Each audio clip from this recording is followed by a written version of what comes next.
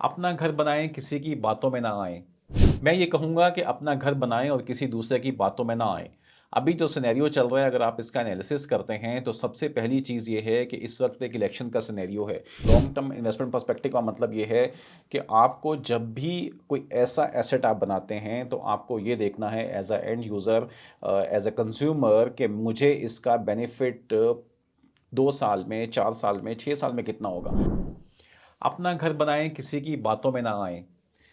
हो ये रहा है कि इस वक़्त पाकिस्तान की रियल एस्टेट इंडस्ट्री के अंदर लोगों को रोका जा रहा है इन्वेस्टमेंट करने से। रोका नहीं जा रहा बल्कि कुछ इस किस्म का कंटेंट क्रिएट होता है और इस किस्म की खबरें आती हैं कि आप डर जाते हैं, स्पेशली वो जो ओवरसीज़ भी हैं बेचारे बाहर बैठे हुए हैं, या वो इंसान जिसने फर्स्ट टाइम अपना घर बनाना होता है, उसको जब इस किस्म की नेगेटिव खबर मिलती है, ना उसका कोई वेरिफ़िकेशन का ज़रिया है, ना उस खबर को आप किसी डेटा की बेस पे, किसी रिसर्च की बेस पे जज कर सकते हैं, तो आप परेशान होते हैं। मैं ये कहूँगा कि अपना घर बनाएँ और किसी दूसरे की बातों में ना आएँ। अभी जो सिनेरियो चल रहा है, अगर आप इसका एनालिसिस करते हैं, तो सबसे पहली चीज़ ये है कि इस वक़्त एक इलेक्शन का सिनेरियो है। इलेक्शन पाकिस्तान में हों या दुनिया के किसी भी मुल्क में हों, वो वक़्ती तौर पे जो आपकी मुआशी सरगर्मियाँ होती हैं, उनको वो थोड़ा-सा डिस्टर्ब कर देते हैं। इकोनॉमिकली चीज़ें थोड़ी स्लो डाउन हो जाती हैं। उसकी वजह ये होती है कि जो लोग होते हैं, इन्वेस्टर्स होते हैं, वो थोड़ा-सा अनसर्टेनिटी का शिकार होते हैं कि यार देखो किसकी हुकूमत आएगी और फिर आने के बाद वो क्या पॉलिसी लेकर आएगा या वो क्या काम करेगा। आपको सिर्फ़ ये चीज़ समझनी है कि ये जो स्लो डाउन है, क्या ये टेम्परेरी बेसिस पे है या लॉन्ग टर्म है? अगर ये टेम्परेरी है, वक़्ती तौर पे है, बहुत ही एक कम टाइम के लिए है, तो आपको ये समझना है कि मैं इस चीज़ को उसी अंदाज़ से देखूँ ताकि मैं इसका जो जो सही तज्ज़िया है, जो इससे फ़ायदा उठाना है वो, या इसको मुझे किसी चीज़ से रुकना है, वो मैं उसी तरह से उसको समझूँ या देख पाऊँ। दूसरी चीज़ ये है कि एक ऐसी अप्रोच क्रिएट हो जाती है, वो क्यों होती है? क्योंकि हमारे यहाँ पाकिस्तान में जैसे ममालिक के अंदर जो रियल एस्टेट है, वो ज़्यादातर वहाँ जो इन्वेस्टमेंट आती है, वो इन्वेस्टर से आती है। वो एंड यूज़र की मार्केट है नहीं अभी तक, बहुत ज़्यादा तादाद में नहीं है, जबकि हमारे यहाँ आपको पता है कि हम हमेशा बताते हैं कि तकरीबन सवा करोड़ घरों की शॉर्टेज है। फर्स्ट टाइम बायर हमेशा मार्केट में मौजूद है, जिसे अपने लिए छत चाहिए, अपने लिए घर चाहिए, लेकिन उसकी जो अप्रोच है वो बन जाती है इन्वेस्टर वाली। वो ये समझता है कि मुझे रियल एस्टेट में इन्वेस्टमेंट करनी है, प्रॉपर्टी डाउन है, स्लो है, मैं अभी रुक जाऊँ, मैं वेट कर लूँ। तो ये जो वेट एंड सी की पॉलिसी है, ये दोस्तों इन्वेस्टर के लिए होती है, आपके लिए नहीं होती। जो एक एंड यूज़र होता है, जिसको घर चाहिए होता है, उसे इस चीज़ से कोई मतलब नहीं है कि प्लॉट मैंने इतने का लिया था या मैंने घर इतने का लिया था, आज उसकी प्राइस ये हो गई है। बॉस, आपने अपने रहने के लिए लिया था। आपका वो एक एंड प्रॉपर्टी थी, जहाँ आपको उसमें इन अपने बच्चों के साथ, फैमिली के साथ आपको एन्जॉय करना था, आपको अपना एसेट बनाना था। वो उसको आप एज़ अ इन्वेस्टर नहीं देख सकते। सो सेकंड पॉइंट आपको ये समझना है कि जो आपकी इन्वेस्टमेंट की स्ट्रेटजी है, उसके अंदर आप अपने आप को इन्वेस्टर बिहेवियर में नहीं नहीं लेकर जाएँ। आप as a client, as a consumer देखें कि मैं एक कंज़्यूमर हूँ, मुझे उस थिंकिंग में, उस माइंडसेट में जाके मुझे उस चीज़ को बाय करना है। सो वो जो कहते हैं ना रियल एस्टेट के अंदर कि आप वेट एंड सी की बजाय आप इन्वेस्ट करें, बाय करें और फिर आप वेट करें, वो ज़्यादा आपके लिए फ्रूटफुल साबित होता है। थर्ड चीज़ ये है कि ये जो नेगेटिव प्रोपेगेंडा है, इसका जो इम्पैक्ट आता है, वो ज़्यादातर आता है फर्स्ट टाइम बायर पे, जिस तरह मैंने आपसे कहा। सो ये जो एक होता ये है कि अब लोग जो ये कहते हैं कि प्रॉपर्टी डाउन हो गई या रुक गई, वो एक्चुअली इन्वेस्टर कह रहा है, जिसने प्लॉट्स की बाइंग सेल करनी है, जिसने ट्रेडिंग करनी है। प्लॉट्स की या ट्रेडिंग के अंदर आपको पता है कि हमारी जो जो सोसाइटीज़ हैं, जो मेजर ऑफ प्लान आपके आते हैं, वो बहुत ज़्यादा हद तक चले जाते हैं प्लॉट्स में, ज़मीन के अंदर। सिर्फ़ खाली लैंड प्लॉट की फ़ाइलें जो हैं वो ट्रेड हो रही होती हैं। उसका बेनिफिट एज़ सच ना आपकी इकोनॉमी को मिल पाता है, ना उस आदमी को जिसे अपने लिए घर चाहिए, उसको उसका कोई बेनिफिट होता है। वो बेचारा फँसता ज़रूर ज़रूर है उस चक्कर के अंदर कि मैं एक फ़ाइल बुक करवा लूँगा और फिर मुझे ये उसमें प्लॉट मिल जाएगा। लेकिन वो एक 5 साल, 10 साल, 15 साल तक का साइकिल बन जाता है, जिसमें उसको काफ़ी परेशानी होती है।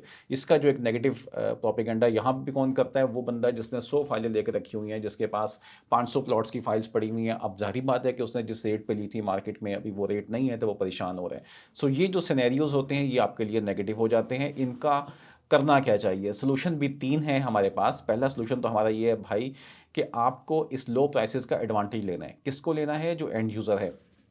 जिस रेट पे इस वक़्त ज़मीन आपको प्रॉपर्टी मिल रही है, आपको उन सोसाइटीज़ में जो थोड़ी न्यू डेवलप हो रही हैं, न्यू सोसाइटीज़ हैं, लेकिन वो एंड यूज़र के लिए कंस्ट्रक्टेड चीज़ें लेके आ रहे हैं। आपको मालूम है, हम आपको 2-3 प्रोजेक्ट्स पे बार-बार आप वीडियोज़ देखते हैं हमारे चैनल के ऊपर। आप अली टाउन में जाके खुद जाके देख सकते हैं, सोसाइटी में जाके आप गुलशन जीवन खुद विज़िट कर सकते हैं, जाके वहाँ पे कंस्ट्रक्शन क्वालिटी देख सकते हैं, घर देख सकते हैं। बहरिया टाउन में पैरागॉन डेवलपर्स का प्रोजेक्ट आप विज़िट करें, अगर आप लग्ज़री लाइफ़स्टाइल चाहते हैं तो आपको बहरिया में जाना पड़ेगा पैरागॉन के अंदर। ये तमाम प्रोजेक्ट्स वो हैं जो आपके पास बहुत अच्छी प्राइसेस के ऊपर मार्केट में इस वक़्त अवेलेबल हैं और इनकी कीमतें वो नहीं हैं जो एक अच्छी मार्केट में होनी चाहिए। आपको ये कंस्ट्रक्टेड प्रॉपर्टी मिल रही है, सो ये जो टाइम है उसमें एक एडवांटेज होता है हमारे पास कि हम लो प्राइसेस के एडवांटेज पे जाएँ, लेकिन ये एडवांटेज मिलना चाहिए एंड यूज़र को। इन्वेस्टर को ये चीज़ इसलिए समझ नहीं आती कि वो उसको लॉन्ग टर्म देख नहीं रहा। उसको ये देखना है कि मैं आज कोई चीज़ बाय करूँ, मैं इसको 1 महीने में इसको मैं सेल करूँ, मैं वहाँ से बाहर निकल आऊँ। पैसे को मैं 10% 15% मैं उसको बढ़ा लूँ। तो अब वो ज़ाहिर-सी बात है वो ट्रेडिंग करेगा, कहीं वो फँसेगा, कहीं वो डबल प्रॉफ़िट कमाएगा, वो कुछ भी होगा। लेकिन जो एक्चुअल होना चाहिए बेनिफिट इसका वो होना चाहिए एंड यूज़र को, वो आदमी जो फर्स्ट टाइम बायर है उसको बेनिफिट मिलना चाहिए। उसके लिए this is the right time कि आप बाय करें क्योंकि आपके पास एडवांटेज है इस वक़्त लो प्राइसेज़ का। सेकंड पॉइंट ये है कि लॉन्ग टर्म इन्वेस्टमेंट का जो पर्सपेक्टिव है उसमें आप जाएँ। So long term investment perspective का मतलब ये है कि आपको जब भी कोई ऐसा एसेट आप बनाते हैं तो आपको ये देखना है as a end user, as a consumer कि मुझे इसका बेनिफिट 2 साल में, 4 साल में, 6 साल में कितना होगा। आप उसको मंथ्स के बेसिस पे कैलकुलेट ना करें, थोड़ा-सा लॉन्ग टर्म देखें। ये जो जितने भी सिनेरियोज़ होते हैं इलेक्शंस के सिनेरियोज़ बनते हैं, ये ज़ाहिर बात है कि 1 महीने के, 3 महीने के, 4 महीने के सिनेरियोज़ होंगे। हमें मालूम है पाकिस्तान में गवर्नमेंट बनेगी, उस गवर्नमेंट के बनने के बाद हमारी जब ये हुकूमत सब बैठ जाएगी तो हमारी आईएमएफ के साथ डील होगी। आईएमएफ के से हमें कुछ एक आध किस्तें वहाँ से रिलीज़ होंगी, कुछ इकोनॉमिक पॉलिसी को हम रिवाइव करेंगे। कोई एमनेस्टी स्कीम आ जाएगी जिसकी बेसिस के ऊपर आपकी इकोनॉमी के अंदर वापस से पैसा जो है वो फ्लो शुरू हो जाएगा, इन्वेस्टर आके बैठ जाएगा काम करने के लिए। ये अगेन टेम्परेरी फेजेज़ ही हैं। हमें मालूम है कि ज़्यादा टाइम हमारे यहाँ अच्छा ही चलता है, बुरे टाइम कम चलते हैं। सो एक लॉन्ग टर्म पर्सपेक्टिव के साथ हमें जो हमारा एंड यूज़र है उसको इन्वेस्टमेंट करनी चाहिए। तीसरी चीज़ ये है कि जो जब होगा ये कि जब ये अच्छा टाइम शुरू होगा, तो उस टाइम के ऊपर जो रश पड़ेगा, जो उस टाइम पे प्राइसेज़ वापस से बढ़ जाएँगी। हमें भी मालूम है जो प्रोजेक्ट्स हम बात कर रहे हैं, वहाँ पे जो भी उनके स्टेक होल्डर्स हैं, उनका ये बैक ऑफ माइंड पॉइंट बिल्कुल मौजूद है कि जी जैसे ही हालात अच्छे होंगे, हमें प्राइसेज़ रिवाइज़ करनी पड़ेंगी, हमें कीमतें बढ़ानी पड़ेंगी। सो इट मीन्स कि अगर आज एज़ अ एंड यूज़र आप प्रॉपर्टी बाय नहीं करते और आप इसका इंतज़ार कर रहे हो कि रियल एस्टेट के अंदर शायद प्राइसेस अच्छी हों तो फिर मैं लेने जाऊँ, तो भाई फिर तो कोई फ़ायदा नहीं है। आपको जिस वक़्त चीज़ें जब प्राइसेस कम होती हैं वो बाइंग टाइम होता है। हमारे यहाँ ये वाली अंडरस्टैंडिंग अभी तक डेवलप नहीं हो पा रही कि मुझे उस टाइम पे जब चीज़ नीचे गई हुई है तो खरीदनी है, जब चीज़ ऊपर जा रही है तो मुझे उसको बेचना है। तो हम क्या करते हैं, हम खरीदना ही तब शुरू करेंगे जब वहाँ पे चीज़ टॉप पे खड़ी होगी। मोस्टली जो इन्वेस्टर हैं, वो भी इसी साइकिल में फँसे होते हैं। वो बेचारे उस चीज़ को तब खरीदते हैं जब वो चीज़ यहाँ पहुँची होती है। अब ज़ाहिर-सी बात है कि उसे नीचे भी जाना है, उस साइकिल के अंदर इन्वेस्टमेंट साइकिल की बात कर रहा हूँ, तो देन आप उसमें अगेन फँस जाते हैं जाके। So this is the right time कि वो बंदा जो इलेक्शंस के पोस्ट जो सिनेरियो बनेगा, इंशाअल्लाह ताला हम सबको मालूम है कि 3 महीने 4 महीने के बाद हालात हमारे बहुत अच्छे हो जाएंगे, तो देन जो प्राइसेस होंगी और जिस अंदाज से वहाँ पे डिमांड क्रिएट हो जाएगी, उस डिमांड के अगेंस्ट में सप्लाई कम होगी, तो जाहिर बात है कि प्राइसेस बढ़ेंगी। जब प्राइसेस बढ़ेंगी तो आपको उस कीमत पे जाके उस चीज़ को बाय करना पड़ेगा। इन्वेस्टर को फ़र्क नहीं पड़ता, लेकिन जो एंड यूज़र होता है वो कहानियाँ हम सबको मालूम है, अपने फैमिली में या अपने मोहल्ले में आप सुनेंगे तो हर आदमी बोलेगा कि यार मेरे पास मौका था कि मैं इस घर को खरीद लेता, मुझे ऑफ़र आई थी आज से 3 साल पहले और ये घर मुझे मिल रहा था उस वक़्त 1 करोड़ रुपए का। आज इस घर की कीमत 1 करोड़ 80 लाख रुपए हो गई है या 2 करोड़ रुपए हो गई है।